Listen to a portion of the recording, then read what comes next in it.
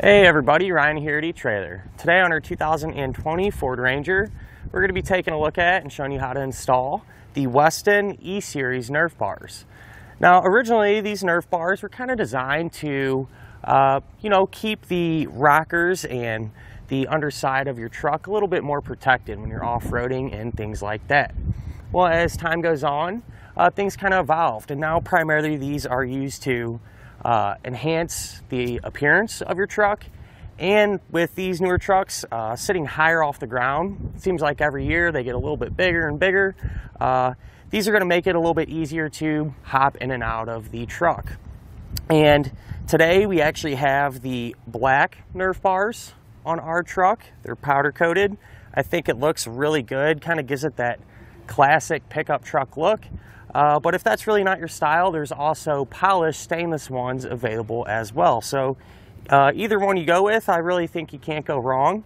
As I said, gives it that classic truck look that really does a great job of kind of enhancing the appearance of your Ranger. And not to mention too, we're still going to be able to maintain that functionality. So it's not all about looks. Whenever we go to get in and out of the truck, it's going to give us that little bit of extra placement there where we can get our foot on and get in and out a little bit easier. So one of the things that kind of separates these from some of the other Nerf bars is on the ends there, they're going to be turned in a little bit. And to me, it kind of just goes with the contour of the Ranger a little bit better, as opposed to the ones that are just cut straight. So this kind of blends and flows, kind of gives us more of a factory type appearance. One thing I do like about these particular Nerf bars is the pads here where you're going to step. The top portion here is actually flat, and that's not the case with all these round type Nerf bars. Sometimes they're just kind of a grip pad up there, but it's still rounded. So honestly, it kind of defeats the purpose of helping you get in and out when it's round. No one wants to step on that. So having this flat here really gives you a solid surface to work with. And there's also going to be a design in here too to help give you a little bit more traction as well. So one of the ways I like to use Nerf bars is on those snowy days, or you're working in the mud, you got wet boots and everything else. You can actually use these to kind of help clean your boots off before you get into the truck. That way you don't tear your carpet up. So for me, kind of clank them together, you want a foot on there, or even just hit them on the Nerf bar itself. You're not going to hurt these Nerf bars. They're very solid. And so it kind of just gives you a place to keep your feet while you get your boots clean. So the Nerf bars themselves are going to be 3 inches in diameter, which to me for a Ranger is about the perfect size. It really does look good. And the pads themselves are going to be 3 inches wide as well. And they're going to be placed in a spot that makes sense. You know what I mean? They're not going to be so far back here where you have to move your legs weird to get in and out of the truck. They're right there where you would naturally want to climb up anyway. And not only for the driver, but also your passengers as well. Each entry point is going to have a pad there so everyone can stay a little bit safer. Now something else I do just want to mention, if you're someone that gets in and out of the bed of your truck a lot and want to make it a little bit easier, you can actually pick up a step that will match nicely with the running boards that can go in your hitch and give you a good place to put your foot and get in and out of the bed. But at the end of the day, some Nerf bars you really can't go wrong with. They're going to look good and function great as well. So what more can you really ask for? Now as far as the installation goes, really not too bad. They actually just bolt right into some factory attachment points. So it really shouldn't give you a whole lot of trouble. Speaking of which, let's go ahead, pull into the shop and put them on together now. To begin our installation, we're going to be here on the side of our truck. And the first thing that we need to do is locate our attachment points. And there's going to be a total of 3 locations. One attachment point will be here in this area, the other one more towards the center, and the last one here towards the back of the truck. So what we'll do is run through these one by one. So we're going to start here towards the front of the truck. And if we look on this bottom side, we're going to see a couple of plastic covers. And so we need to remove those. You can use a trim tool or a flathead screwdriver. Just pop those out, and that will expose a threaded well nut underneath. So those two there.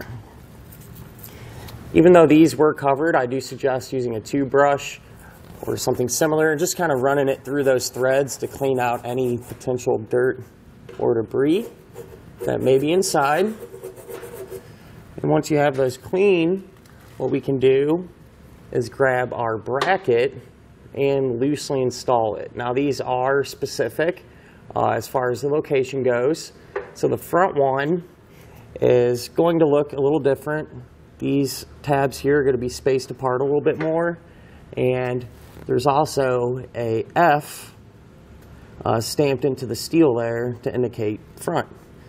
So those holes are going to line up with those weld nuts there, and we're just going to loosely secure this. So what we're going to do is hold our bracket up there. We're going to take a hex bolt and a split lock washer and a flat washer. And this hardware combination is going to be the same for all of these attachment points where our brackets get connected to the truck itself. So we'll hold this up and just get them hand tight. We still want to have some adjustability.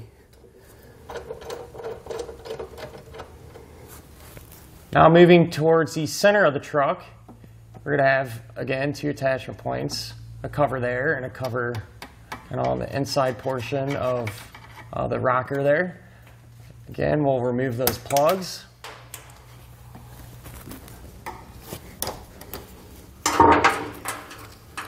Clean out the threads.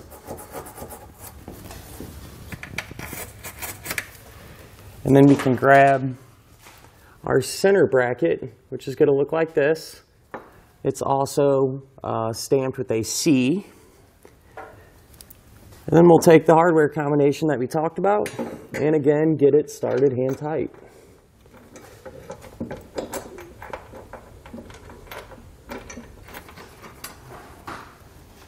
Now moving to the back, essentially it's going to be the same exact thing as the center.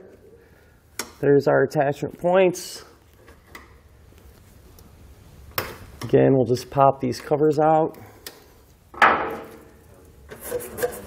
Get the threads cleaned. That's what the rear bracket is going to look like. Again, it's stamped with an R. And we'll get it loosely secured.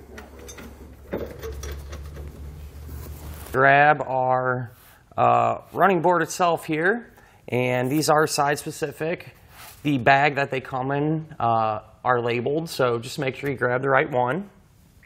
And how these are going to work, if we flip it over, you can see we're going to have some nuts inserted there. And those are going to line up with our brackets. So what we're going to do is just set these on the brackets very carefully. Make sure that they line up with the holes in the brackets. Then we can take our hardware and get them loosely installed. So the hardware that we're going to use to attach the running board itself to the brackets is going to be a little different. We're going to be using the bolts like this, the button head bolts with the Allen key inside there. And so we're going to take that bolt, we're going to take a star washer and one of the smaller flat washers, put it on like this, and we can thread it up in there. I want to mention, if you have the stainless steel hardware, you want to be sure to apply anti-seize to the hardware threads like this. That way it'll prevent galling and things like that. But in our case, our hardware is not stainless, so we don't have to worry about it. So we're just going to line these up and get all of them started hand tight for now. Now what we can do, since everything is loosely installed, is tighten down the brackets that bolt to the body of our vehicle. I like to start in the center and tighten these down first, and I do that to try to make sure everything is nice and level. That way the running board looks good and functions good. So I got this where I want it here, and I'm going to use a 16mm socket just to snug everything down.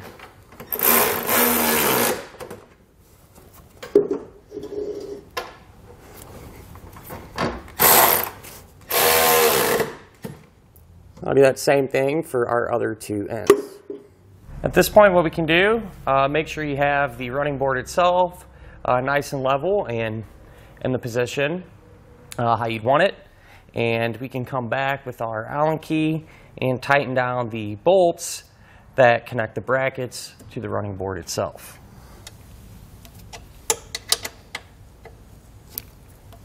Now what we can do is come back with a torque wrench and tighten down all of our hardware to the amount specified in the instructions. So once you have this side completely torqued down, you're just going to repeat that same process over on the other side of the truck to get that one installed. And that'll finish up our look at and installation of the Westin E-Series Nerf Bars on our 2020 Ford Ranger.